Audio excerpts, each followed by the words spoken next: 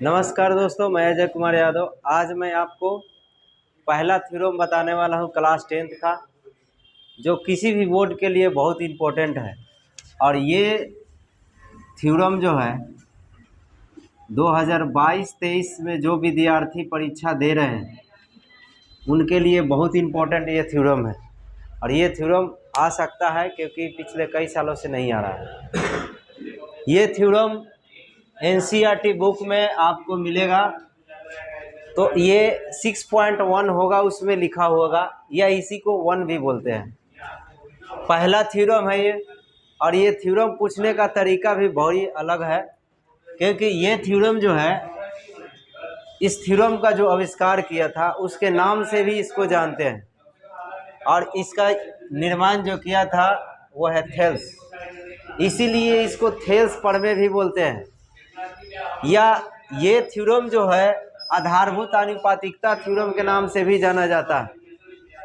तो इसको हम लोग आधारभूत आनुपातिकता भी बोलते हैं या समानुपातिकता भी बोलते हैं।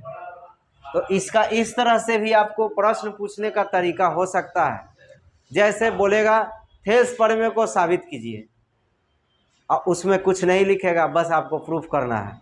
तो जो हम यहाँ प्रूफ करेंगे वही आंसर होगा। या आपसे कहेगा आधारभूत आनुपातिकता प्रमेय को साबित कीजिए, वही होगा। समानुपातिकता कहेगा तो यही होगा। या आपको ये वर्ड जो दिया हुआ है, ये लाइन लिखेगा जो मोटे अक्षरों में इतना दिया हुआ है, यहाँ पे लिख देगा सिद्ध करें यदि किसी त्रिभुज की एक भुजा के समांतर अन्य दो भुजाओं को भिन्न भिन्न बिंदुओं पर प्रतिच्छेद करने के लिए रेखा खींची जाए तो ये अन्य दो भुजाओं को एक ही अनुपात में विभाजित करती है, ये भी पूछ सकता है। तो ये वर्ड में पूरा क्वेश्चन है, तो इस क्वेश्चन में पढ़िएगा तो सारा इसका जवाब आपको मिल जाएगा। और इसका आंसर आपको इस क्वेश्चन के मुताबिक ही प्रूफ करना होगा। तो अब ये सवाल उठता है कि यदि आपसे कहेगा थेल्स प्रमेय को साबित कीजिए, तो आप कैसे जानिएगा कि क्या प्रूफ करना है। आप ये क्वेश्चन को याद कर लीजिए, ये क्वेश्चन में क्या बोल रहा है वही। अगर ये बोलता है थेल्स प्रमेय को साबित कीजिए, आधारभूत आनुपातिकता प्रमेय को सिद्ध कीजिए, तो ये क्वेश्चन के मुताबिक ही आपको ये सब फिगर बनाना होगा और उसको प्रूफ करना होगा। यानी कि ये क्वेश्चन भी आपको याद रहना चाहिए। अब हम लोग इस क्वेश्चन में चलते हैं, क्या क्या दिया हुआ है और किस तरह से प्रूफ किया जाता है, ये मैं आपको बताता हूँ। देखिए, सबसे पहले जो क्वेश्चन में दिया हुआ है उसको हम लोग यूज़ करते हैं, प्रयोग में लाते हैं। तो सबसे पहले दिया है, यहाँ पे लिखेंगे और टॉपिक वाइज लिखते हैं, क्योंकि ये जो थ्योरम है 5 नंबर में आता है परीक्षा में, और 5 में 5 नंबर लाने के लिए आपको इसी तरह लिखना पड़ेगा टॉपिक वाइज, तब आपको पूरा नंबर मिलेगा, नहीं तो नंबर काट लिया जाएगा। तो ध्यान से समझिएगा क्या लिखना है। सबसे पहले दिया है। दिया है का मतलब है कि जो क्वेश्चन में दिया है वो हम लिखेंगे, समझ गए। उसके बाद फिर लिखे हैं क्या, सिद्ध करना है। तो सिद्ध करना क्या है, इस क्वेश्चन में दिया हुआ है वो लिखेंगे, समझ में आया। इसके बाद जो काम होगा वो आगे होगा। फिलहाल अब इसको समझिए कि दिया है में क्या क्वेश्चन में दिया था, हम क्या लिखे हैं और आपको क्या लिखना है। देखिए, क्वेश्चन को पढ़ेंगे बार बार, सब पता चल जाएगा इसमें क्या दिया है क्या नहीं दिया। क्या दिया है, यदि किसी त्रिभुज की एक भुजा, बोल रहा है कोई त्रिभुज, तो कोई त्रिभुज तो आपको बनाना होगा, लेना होगा। तो हमने यहाँ पे ABC एक त्रिभुज ले लिया है, समझ में आया। फिर क्या बोला है, यदि किसी त्रिभुज की एक भुजा के समांतर, अब कोई त्रिभुज है तो त्रिभुज में 3 भुजाएं होते हैं, ये भी पता है। और उस त्रिभुज में 3 भुजा होता है, तो कोई एक भुजा के समांतर क्या बोल रहा है, एक रेखा खींचना है, ठीक है। कोई एक भुजा के समांतर अन्य दो भुजाओं को भिन्न भिन्न बिंदुओं पर प्रतिच्छेद करने के लिए, एक मिनट जरा क्वेश्चन को फिर से पढ़िए। तो देखिए, फिर से एक बार क्वेश्चन को पढ़िए। यदि किसी त्रिभुज की एक भुजा के समांतर, देखिए एक त्रिभुज ABC बना दिए और एक भुजा के समांतर अन्य दो भुजाओं को भिन्न भिन्न बिंदुओं पर प्रतिच्छेद करने के लिए रेखा खींची जाए। मतलब कि 3 भुजाएं होते हैं तो उसमें एक भुजा के समांतर एक रेखा खींचेंगे तो बाकी जो अन्य भुजाएं बचेंगे, कै गो बचेंगे? 2 ही ना।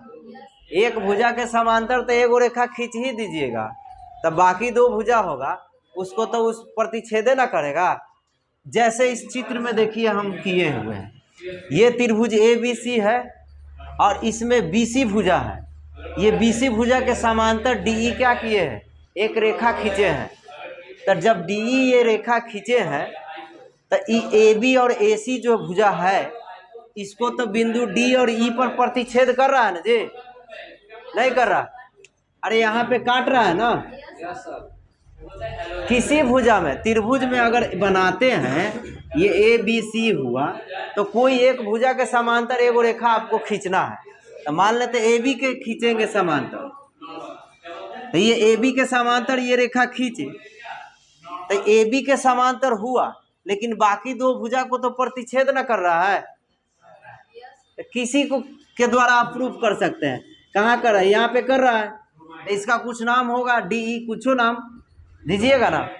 तो किसी भी त्रिभुज में यदि आप एक भुजा के समांतर रेखा खींचिएगा तो बाकी 2 भुजा को क्या करेगा? प्रतिच्छेद करेगा। जैसे यहाँ पे देख लिए, उसी तरह यहाँ भी हमने क्या किए हैं? ABC एक रेखा खींचे हैं, सॉरी त्रिभुज बनाए हैं और इसमें BC भुजा के समांतर DE रेखा खींचे हैं, जिसके वजह से बाकी 2 भुजा को बिंदु D तथा E पर क्या कर रहा है? प्रतिच्छेद कर रहा है। यही क्वेश्चन इसमें दिया हुआ है, ठीक है। तो ये अन्य 2 भुजाएं एक ही अनुपात में विभाजित हो जाती है। ये साबित करना है हम लोगों को कि जब ऐसे करेंगे, एक त्रिभुज ABC बनाएंगे और एक भुजा के समांतर एक रेखा खींचेंगे, तब जो है क्या होगा? अन्य 2 भुजाएं जो है जब प्रतिच्छेद इस तरह से होंगे कि दोनों भुजाएं प्रतिच्छेद बिंदु क्या हो जाएंगे? प्रतिच्छेद बिंदु होने से भुजाएं एक ही अनुपात में विभाजित हो जाएंगे। जैसे कि ये AD बटा DB हो जाएगा और AE बटा EC हो जाएगा। अब समझिए कि दिया है में हमने क्या लिखे हैं। जो यहाँ पे बात घटनाएं हुआ है वही यहाँ पे आपको लिखना होगा और ये लिख कर वहाँ पे शो करना है, दिखाना है, क्योंकि वहाँ पर आप भाषण नहीं दीजिएगा कि ऐसे ऐसे प्रूफ किए हैं।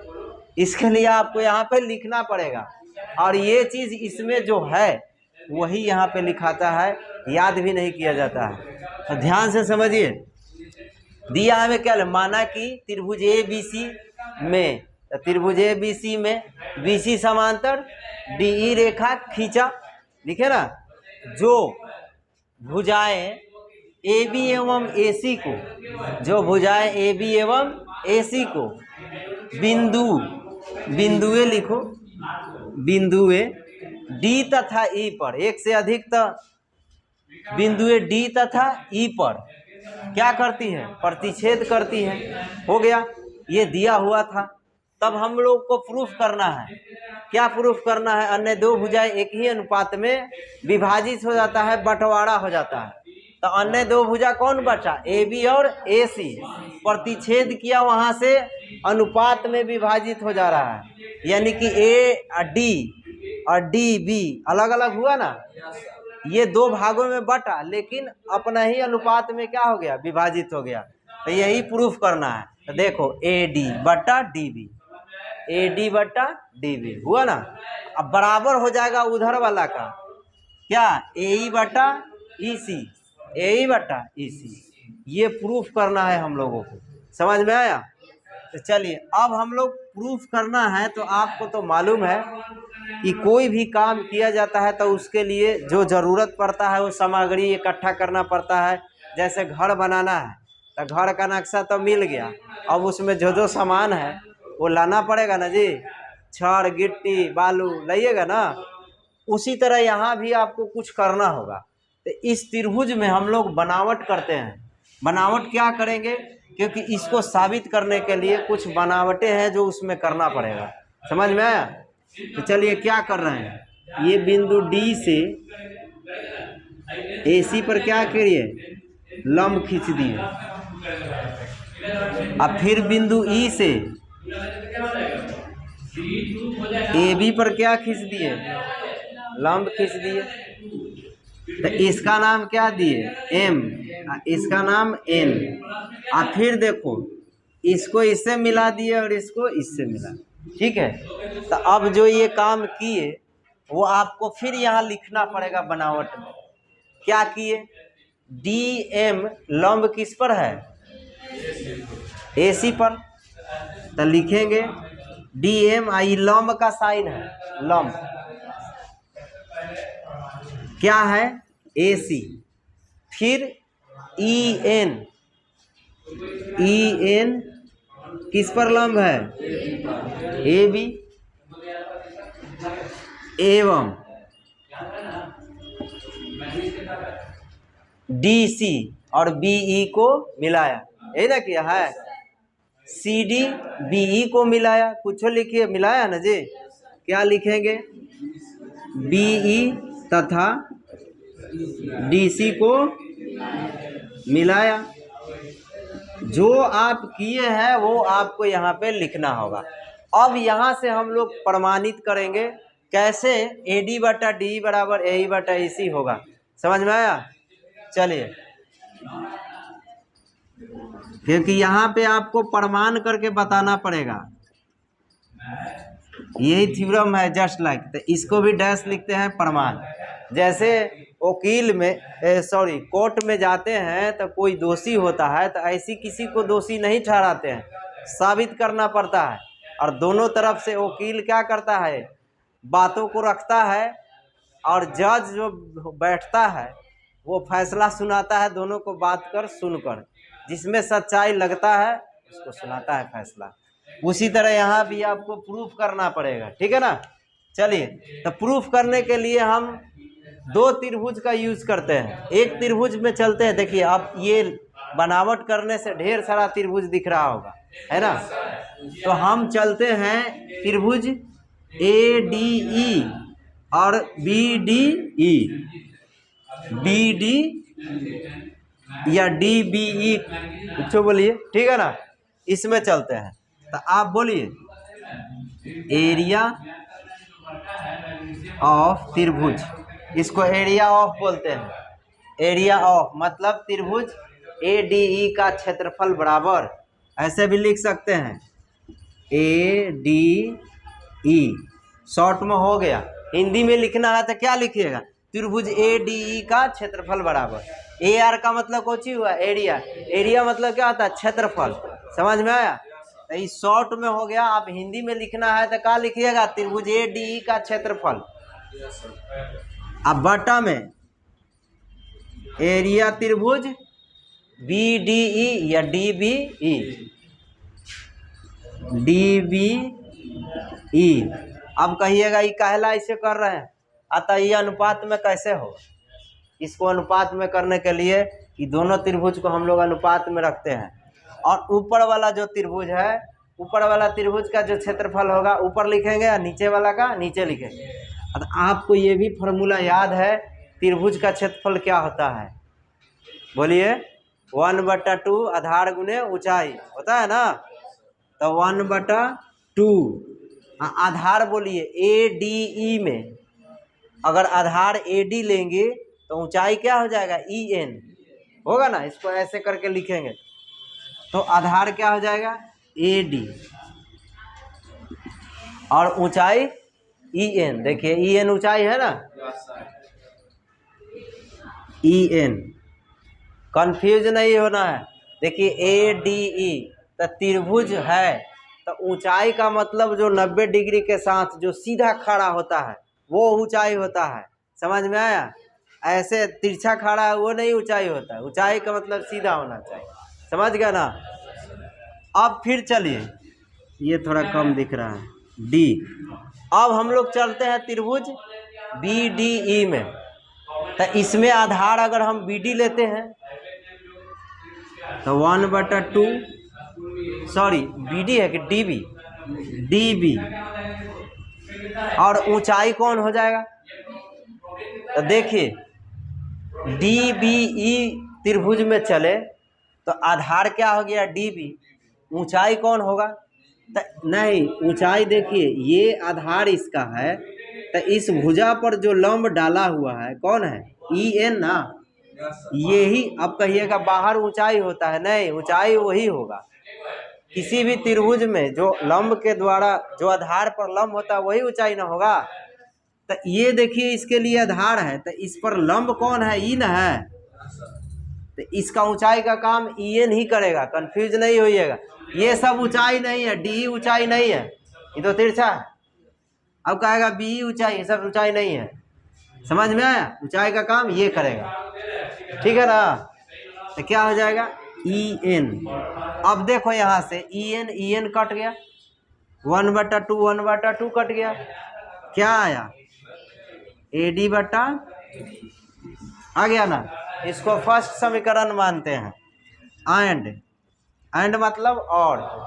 अब त्रिभुज चलते हैं ADE में चलेंगे ही, लेकिन इस बार जो है आधार क्या लेंगे? AE, तो ऊंचाई कौन हो जाएगा? DM, ठीक है ना। और फिर त्रिभुज ECD में चलेंगे, ठीक है ना।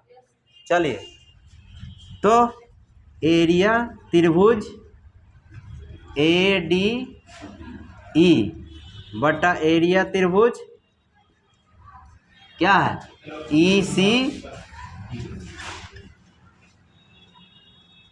ECD।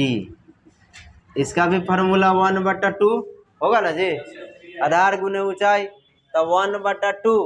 चलिए आधार कौन हो जाएगा? AE, और ऊंचाई कौन हो जाएगा? DM। और नीचे वाला में भी 1/2। ECD, तो आधार कौन हो जाएगा? EC। ऊंचाई का काम कौन करेगा? DM, यही काम करेगा। एक इस भुजा पर EC जो आधार लिए हैं उसी पर ना लंब है, तो जो आधार पर लंब होगा वही ऊंचाई होगा। क्या हो जाएगा? DM खत्म, 1/2 खत्म, क्या आ गया? AE बटा EC, ठीक है ना। अब समझिए, अब कहिएगा ये दोनों को बराबर कर दीजिए, हो गया प्रूफ? हुआ ना? नहीं होगा। ये त्रिभुज देखिए DBE है, यहाँ पे ECD है। ऊपर वाला तो ठीक है बराबर है, नीचे वाला है दोनों का नहीं, इसको बराबर करना होगा। क्या लिखेंगे यहाँ पे? सेकेंड। अब ध्यान से एक लाइन समझना है, लिखेंगे बट मतलब क्या होता है? लेकिन होता है, दिख रहा है ना। यहाँ पे लिखेंगे, ध्यान से समझिए पहले। देखिए ये त्रिभुज जो है DE, सॉरी रेखा जो है DE, इसमें दो त्रिभुज है, ध्यान से देखिएगा। कौन? DBE और ECD, दो त्रिभुज है। दो त्रिभुज इसमें है और दोनों का आधार क्या है? DE, और साथ ही साथ BC समांतर क्या है? DE है। तो किसी भी चतुर्भुज में, अब मान लेते हैं ये DE है और ये BC है, तो ये 9th क्लास में थ्योरम पढ़े थे हम लोग कि ये दोनों BC समांतर DE रेखा है, तो इसके अंदर जो दो त्रिभुज बन रहा है, दोनों त्रिभुज का एरिया क्या होगा? बराबर। कौन कौन? DBE और ECD, ये दोनों त्रिभुज का एरिया क्या हो जाएगा? बराबर हो जाएगा। क्यों? क्योंकि ये दोनों रेखा क्या है? समांतर है और एक ही आधार पर स्थित है, चाहे इधर वाला BC आधार मानो चाहे DE आधार मानो, है ना। तो जब इस तरह सिचुएशन होता है तो दोनों का एरिया क्या हो जाएगा? इक्वल। तो इक्वल हो जाएगा, तो वही यहाँ पे एक लाइन लिखना पड़ेगा। क्या? चूंकि नहीं बट लेकिन एरिया त्रिभुज कौन? DBE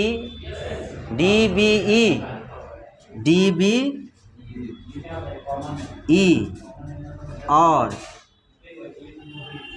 एरिया त्रिभुज ECD,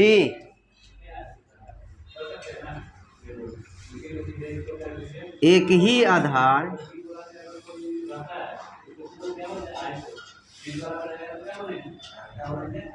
DE किस पर, DE पर, डी एक ही आधार ना है दोनों त्रिभुज का, DE पर एवं क्या है BC समांतर, एक ही आधार DE एवं BC समांतर DE पर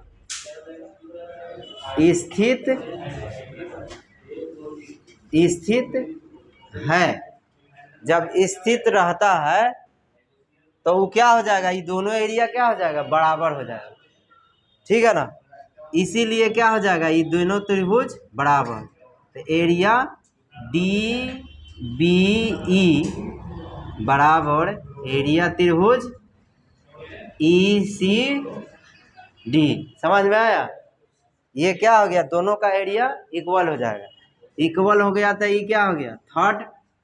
अब देखिए ये जो मिला है आपको ECD, इसके जगह पर अब हम लोग DBE लिख सकते हैं, नहीं लिखेंगे क्योंकि दोनों एरिया बराबर हो गया था, इसके जगह पर किसी को यूज कर सकते हैं ना जी, ना समझ।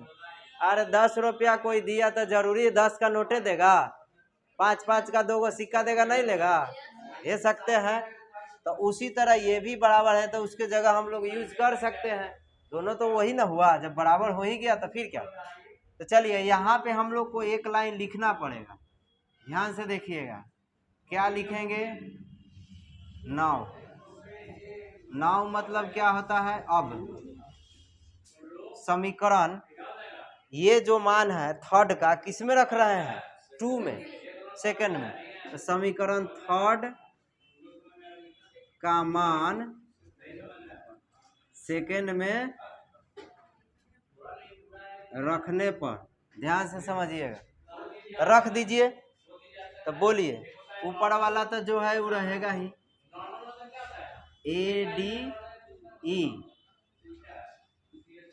ADE बटा, अब ध्यान से देखो ECD के जगह पर क्या रख रहे हैं, DBE रख दीजिए, DBE यहाँ त्रिभुज बना बराबर, इधर वाला जो है वो रहेगा AE बटा EC, ठीक है।